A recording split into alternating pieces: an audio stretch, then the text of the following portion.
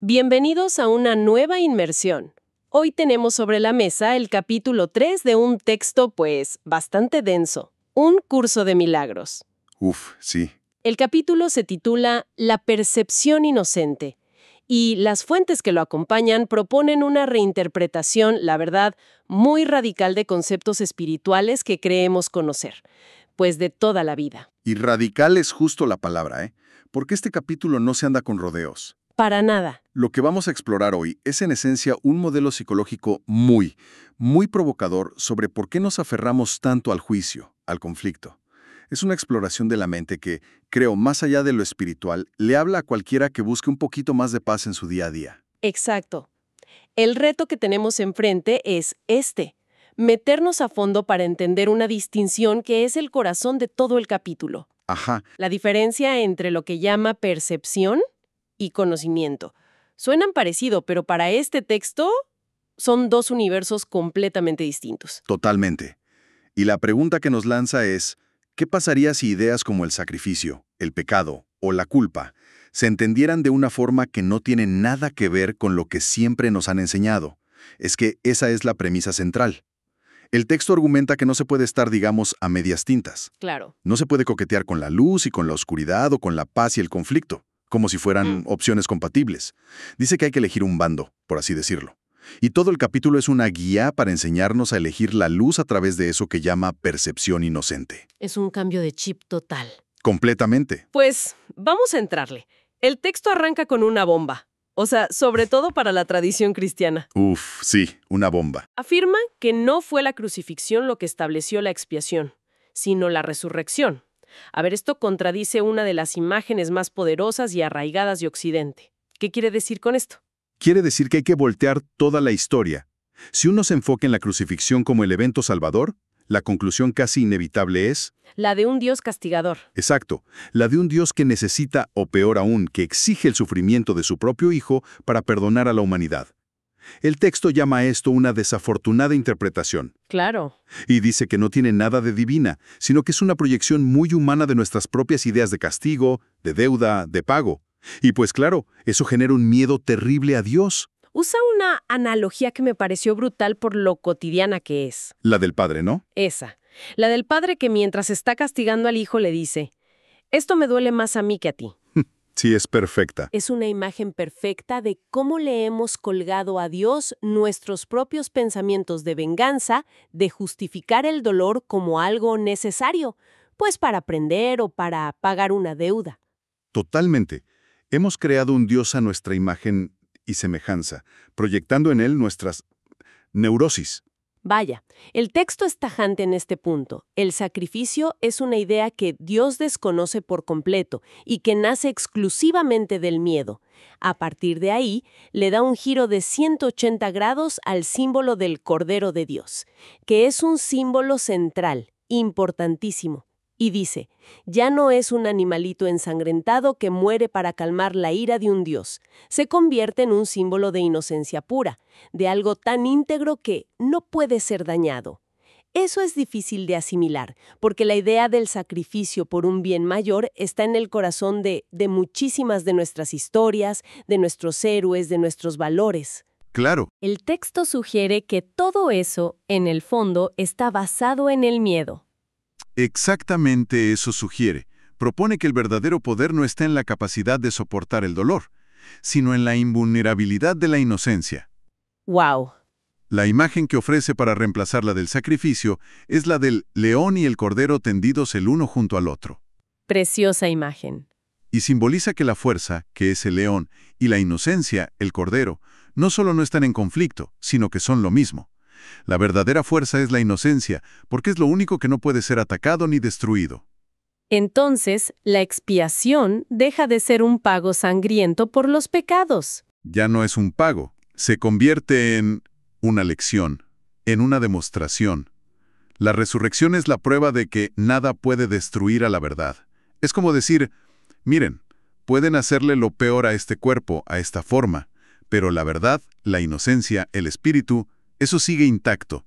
Y esa idea, la de que la verdad es lo único real, lo cambia todo. Porque entonces el mal no es una fuerza opuesta a Dios. ¿Sí no? ¿Qué es? Simplemente una ausencia de verdad, así como la oscuridad es solo una ausencia de luz. La expiación, entonces, no es un drama cósmico de deuda y pago, Sino, sino una demostración tranquila y poderosa de que solo el amor es real. entender esta idea de la resurrección como lección nos obliga a ver cómo funciona la mente según este libro.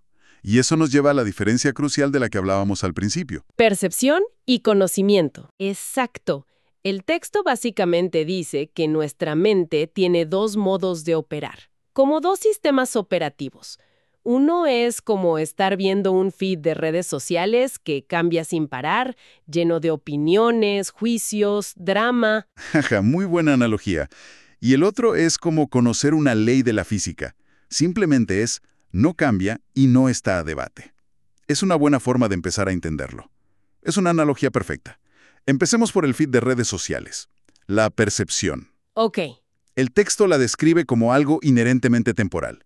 Todo lo que percibimos con los 5 sentidos está atado al tiempo y al espacio, y por eso cambia constantemente. claro, nada es permanente. Y lo más importante, es selectiva.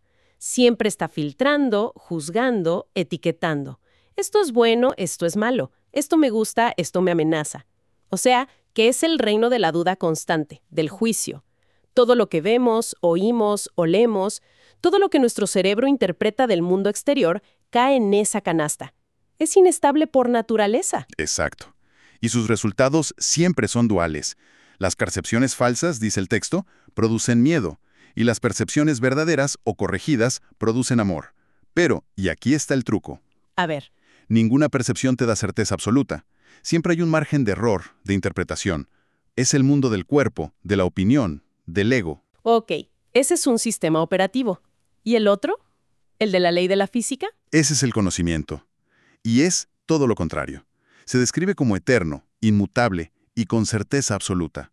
No tiene opuestos, simplemente es. ¿No hay grises? No hay nada que comparar. El conocimiento no juzga porque en la totalidad no hay.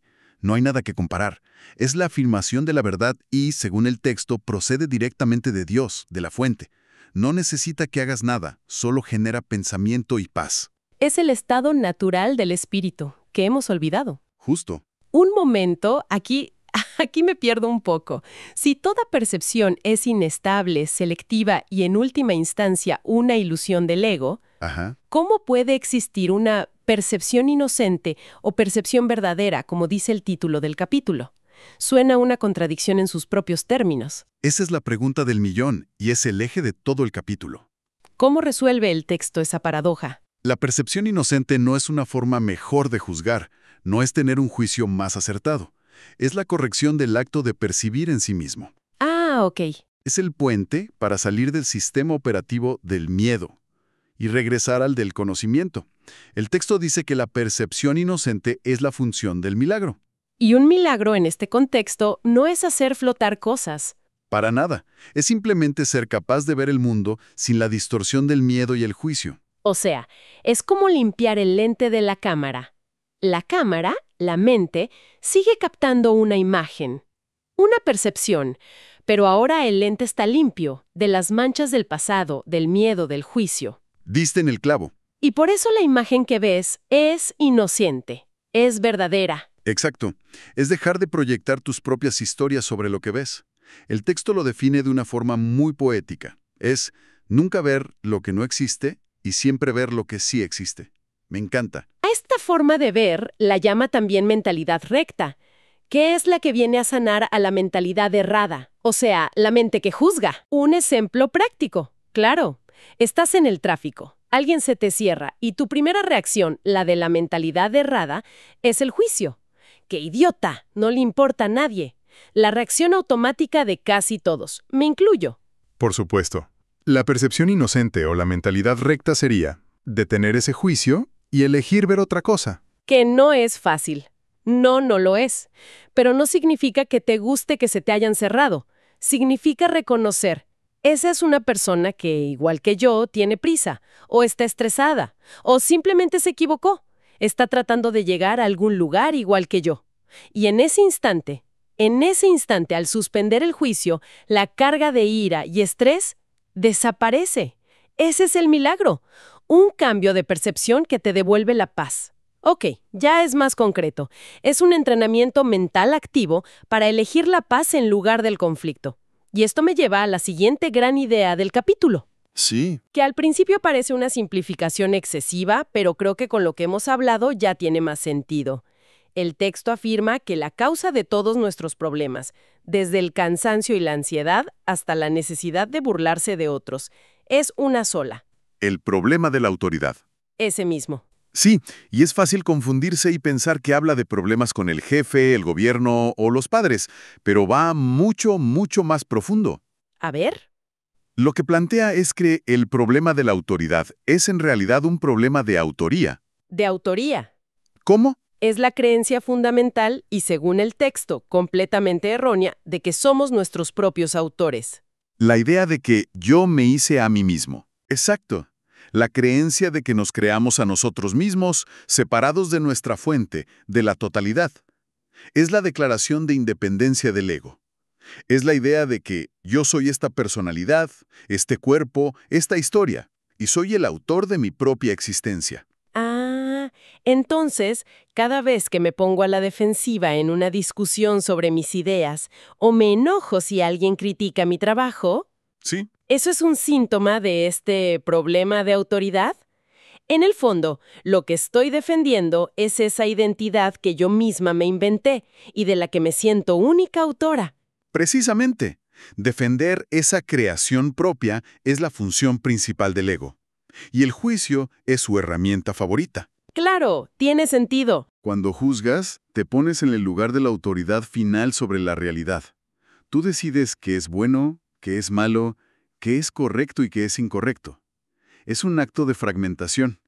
Es como si una ola en el océano se convenciera a sí misma de que ella inventó el agua y el viento y que ahora tiene que luchar contra las otras olas para defender su olidad, sin darse cuenta de que siempre ha sido y siempre será parte de todo el océano. Qué buena analogía. La ola que se olvida de que es el océano. Esa misma. Y esa creencia de ser una autoridad separada, de ser nuestro propio autor, es lo que el texto llama el error fundamental. Por eso nos sentimos solos, en conflicto y amenazados constantemente, porque estamos defendiendo una creación pequeñita y frágil contra todo el universo. De hecho, reinterpreta toda la historia del jardín del Edén bajo esa luz.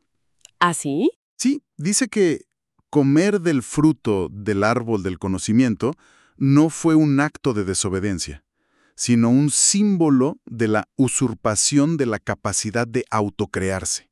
Órale. Fue el intento de la mente de fabricar una identidad propia en lugar de aceptar la que ya le fue dada por creación divina. Esa identidad fabricada, ese yo separado, es la piedra angular de todo el sistema de pensamiento del ego. Es como si al juzgar estuviéramos diciendo, mi versión de la realidad es la correcta. Yo sé más que la creación. Y ese acto de arrogancia es la raíz de todo el sufrimiento. Esa es la idea central. La decisión de ser una autoridad separada es lo que inevitablemente nos condena a vivir con miedo. Bueno, hagamos una pausa y recapitulemos. Sí, que ha sido mucho. Hemos pasado de una idea de Dios que exige sacrificio a un Dios que es pura inocencia. Hemos trazado la línea entre el mundo cambiante y lleno de juicios de la percepción y la paz inmutable del conocimiento. ¿Y llegamos a la raíz? Y llegamos a la raíz de todo el malestar. Esa creencia de que somos los autores de nuestro propio ser, de que somos olas separadas del océano. Es un diagnóstico, pues, bastante completo. Es un recorrido denso que nos lleva de la teología a una psicología espiritual muy profunda. Pero como bien dices, es solo el diagnóstico. El texto no nos deja ahí. Claro, si el problema es una percepción distorsionada, una cámara con el lente sucio, ¿cuál es el limpiador? ¿Cuál es el camino que propone para corregir la vista y recordar que somos el océano? La solución que ofrece el texto se resume en una sola palabra: el perdón. Pero, como con todo lo demás, tenemos que tirar a la basura nuestra definición habitual. El perdón aquí no tiene nada que ver con perdonar pecados o condonar una ofensa desde una postura de superioridad moral. ¿Entonces qué es? El texto lo define como la sanación de la percepción de la separación. Perdonar a alguien es simplemente el acto de aplicar la percepción inocente. Ah, ya veo la conexión. Es elegir activamente ver más allá del comportamiento que te molestó, más allá del cuerpo de esa persona, más allá de su ego, y reconocer la misma luz, la misma verdad en ella, que la que hay en ti. Entendido. Entonces, perdonar no es decir, lo que hiciste está bien y te absuelvo. No. Es decir, elijo no usar lo que hiciste para reforzar la idea de que tú y yo estamos separados y en conflicto. Elijo ver la verdad en ti, a pesar de la ilusión que me estás mostrando. Y al hacer eso por el otro, En realidad, me lo estoy haciendo a mí misma. precisamente, es la herramienta para deshacer la ilusión de la separación. Cada vez que perdonas, disuelves un poquito de esa creencia de que eres una ola solitaria y recuerdas que eres el océano. Claro. Por eso el texto llega a decir que la única oración que realmente tiene sentido es la del perdón, porque en el fondo es una petición para poder reconocer lo que ya somos y ya tenemos, nuestra unidad y nuestra inocencia. Para cerrar, hay una frase en el capítulo que me parece la conclusión perfecta de todo este viaje. ¿Cuál? Una idea muy poderosa. Dice, al mundo no se le abandona mediante la muerte, sino mediante la verdad. Es una frase que lo resume todo. No se trata de escapar de este mundo, sino de aprender a vivir en él de otra manera. Exacto. Y partiendo de esa idea, creo que la pregunta que queda flotando para quien nos escucha es, ¿qué significaría vivir en este mundo? Con el trabajo, la familia, los desafíos de siempre, pero sin participar activamente en su sistema de pensamiento. En el juego del juicio, la escasez y la separación. Justo. Y quizás, en un plano más práctico, ¿qué pequeño juicio sobre un político, un familiar o sobre esa persona en el tráfico se podría soltar hoy? No para siempre, solo por un instante, solo para experimentar esa pizca de paz que según este texto no es algo que tengamos que ganar, sino que es nuestra herencia natural esperando a que la reclamemos.